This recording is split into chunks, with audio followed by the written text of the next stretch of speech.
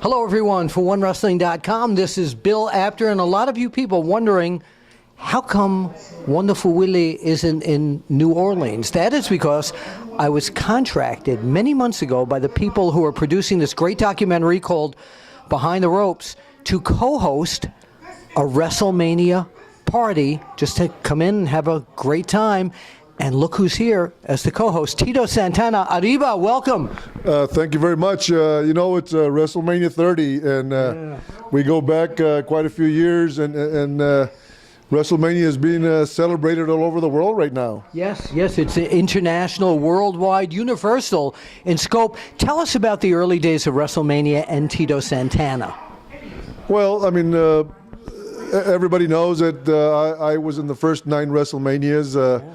I was the first match, which, you know, the older I got, the wiser I got, and the more I realized the importance of being the opener on WrestleMania 1. It sets the pace for the rest of the show. That's what Vince McMahon told me. He says, you got to get those people off their butts and, you know, and get the action going. And he says, I couldn't think of anybody else better than you to get the job done. And, you know, the older I get, the more I realize the importance of that match.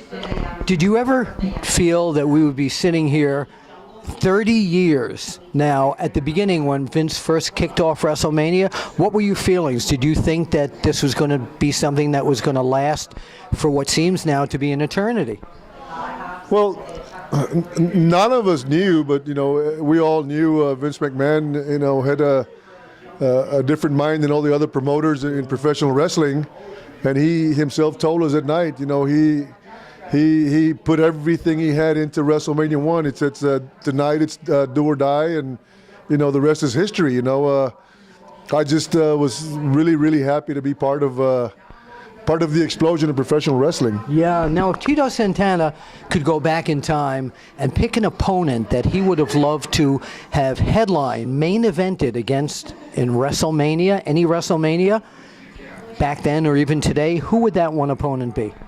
Well, I mean, Greg the Hammer Valentine and myself, we had probably the longest feud in the WWF history. According to Howard Finkel, we did have a hot angle going on at the time, and you know, they just didn't want to waste it because we were hitting all the cities across America and in different parts of the world, so they didn't want to waste that match in WrestleMania. They just put a little bit more fire to our angle, but I wish I would have been able to headline WrestleMania with Greg the Hammer Valentine, because it was a hot angle, and the people were really behind me back then. It sure was. We were talking earlier about The Undertaker and the history of The Undertaker, and as you know, at WrestleMania, he's WrestleMania 30.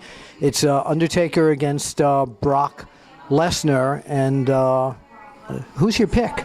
Is the streak going to end? I don't think so. You know, there's something to say about experience in the ring. You know, you know, I think the Undertaker is going to do everything he can, you know, to hold on to that streak. You know, it's been too long. He worked too hard. I just honestly don't think that they're going to do that to Undertaker, and you know, I don't think he's going to. If he goes down, he's not going to go down easy, I can tell you that. Okay. All right. So the streak stays intact as far as you're concerned? Absolutely.